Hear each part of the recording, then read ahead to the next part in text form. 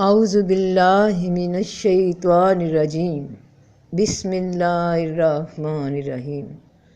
السلام علیکم ورحمۃ اللہ وبرکاتہ۔ حروف مقطعات کے بارے میں بہت سی روایات ہیں کہ ان کا اصل مطلب خدا کے سوا کوئی نہیں جانتا، بس ان کو ایک ایک حرف کی طرح پڑھنا ہے، اس سے زیادہ کوئی ضرورت نہیں ان کا مطلب جاننے کی۔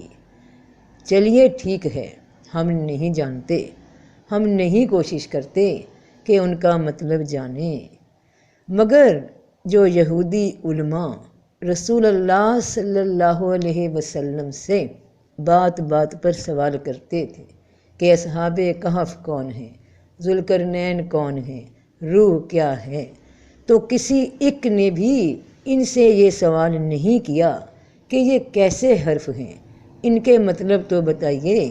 ایسا ایک بھی سوال یا اعتراض اہل کتاب والوں کی جانب سے نہ تاریخ میں ملتا ہے نہ کسی حدیث میں کہ کسی فلاں بن فلاں یہودی نے سوال کیا تھا کہ آپ کیسے نبی ہیں جو ان حروف کا مطلب بھی واضح نہیں کر رہے۔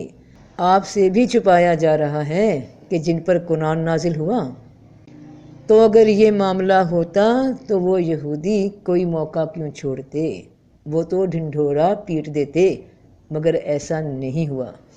تو پھر اس کا مطلب ہے کہ بات وہ نہیں جو تمہیں اور مجھے آج تک بتائی گئی کہ یہ حروف پراسرار ہیں، ان کا مطلب کوئی نہیں جانتا، جبکہ اللہ پاک فرماتے ہیں اور البتہ ہم نے تو سمجھنے کے لیے قرآن کو آسان کر دیا، پھر کوئی ہے کہ سمجھے۔ اور سورہ آل عمران میں اس نے تجھ پر یہ سچی کتاب نازل فرمائی جو پہلی کتابوں کی تصدیق کرتی ہے، اور اسی نے اس کتاب سے پہلے تورات اور انجیل نازل فرمائی۔ تو پھر یہ کیسے حروف آ گئے قرآن میں جو مسٹری بنا دیے گئے، جبکہ کہا جا رہا ہے کہ یہ تو تصدیق کر رہی ہے پہلی کتابوں کی۔ یہ بھی کہہ دیا گیا کہ اس کا مطلب اب صرف اللہ جانتا ہے، تو لہٰذا کوئی نہ دیکھے، کوئی نہ سمجھے۔ اگر ان حروف کی ضرورت ہی نہیں تھی کہ نازل کیے جاتے، اور اللہ پاک پھر نہ فرماتے کہ یہ کتاب سمجھنے کے لیے آسان ہے، تو اس میں کوئی شک نہیں کہ اس کتاب میں پہلی کتابوں کا بھی ذکر ہے، اور حروف مقطعات کی جو ایک پراسرار داستان بنا کر رکھ دی گئی، انشاءاللہ آج اس سے پردہ اٹھ جائے گا۔ تو جب بتا دیا گیا کہ قرآن تصدیق کرتا ہے اسی دین کی جو دین اللہ پاک نے تورات، زبور اور انجیل میں نازل فرمایا، جو علم، حکمت، روشنی، ہدایت قرآن لے کر آیا، وہی تورات، زبور، انجیل میں موجود تھی، تو پھر رابطہ وہیں سے کرنا ہوگا۔ تورات، زبور اور انجیل میں کہاں موجود ہیں یہ حروف جنہیں پراسرار بنا دیا گیا، مقطعات کہہ دیا گیا، اور کیوں بنایا گیا؟ انشاءاللہ اس کا جواب بھی ابھی معلوم ہو جائے گا۔ جیسا کہ ہم جانتے ہیں کہ اللہ پاک نے اس قرآن کو عربی زبان میں نازل فرمایا اور تورات کو عبرانی زبان میں نازل فرمایا، جسے ہیبریو لینگویج کہا جاتا ہے۔ جس دور میں تورات نازل ہوئی اس دور میں عام فہم سمجھی جانے والی زبان ایک ہیبریو یعنی عبرانی تھی، اور دوسری گریک لینگویج ایجپشن۔ قرآن کے حروف تہجی کل 28، اور اب آپ کی معلومات میں مزید اضافہ کر دوں کہ حروف ابجد جسے ہم عام فہم زبان میں علم الاعداد بھی کہتے ہیں، ابجد کے یہ کل حروف 28 ہیں جتنے قرآن کے حروف ہیں، اور حروف ابجد کا ذکر یہاں اس لیے آیا ہے کیونکہ عبرانی یا مصری زبان جو اس وقت رائج تھی جس میں تورات نازل ہوئی، وہ حروف ابجد ہیں جو ابھی آپ کے سامنے پیش ہو جائیں گے۔ ذرا پہلے حروف ابجد دیکھ لیجئے۔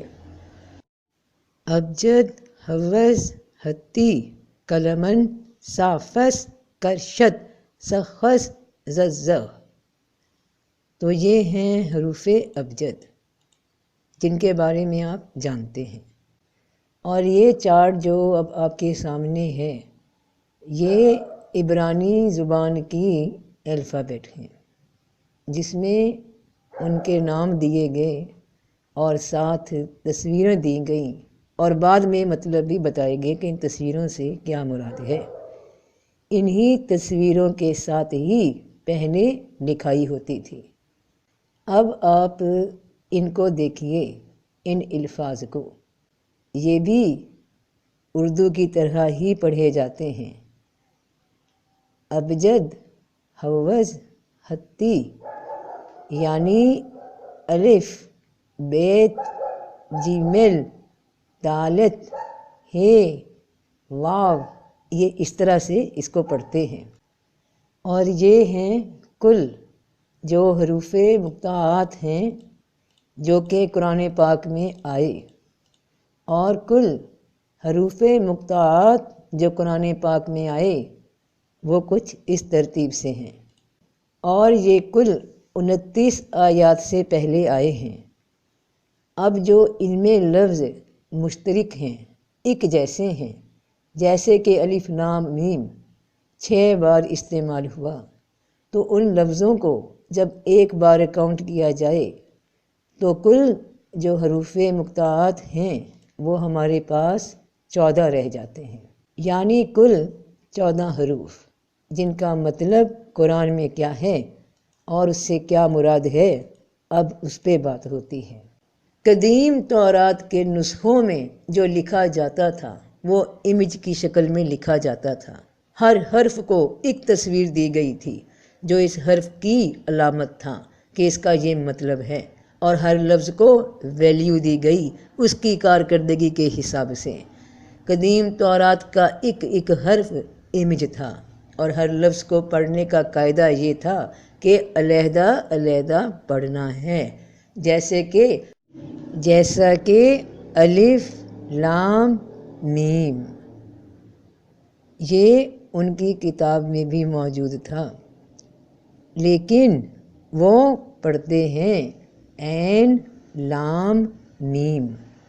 اور جب یہ قرآن میں نازل ہوا تو ان یہودیوں کے کان کھڑے ہو گئے کہ یہ سچا کلام ہے جو رسول پاک صلی اللہ علیہ وسلم لائے ہیں، کیونکہ یہ ان کی کتاب میں بھی موجود تھا۔ ان سب حروف سے مراد کیا ہے، ان کے امیج کیا تھے، عبرانی زبان میں اس کے مطلب کیا تھے، اور قرآن میں یہ جہاں موجود ہیں ان سے کیا مراد ہے، اب ان پہ بات ہوتی ہے۔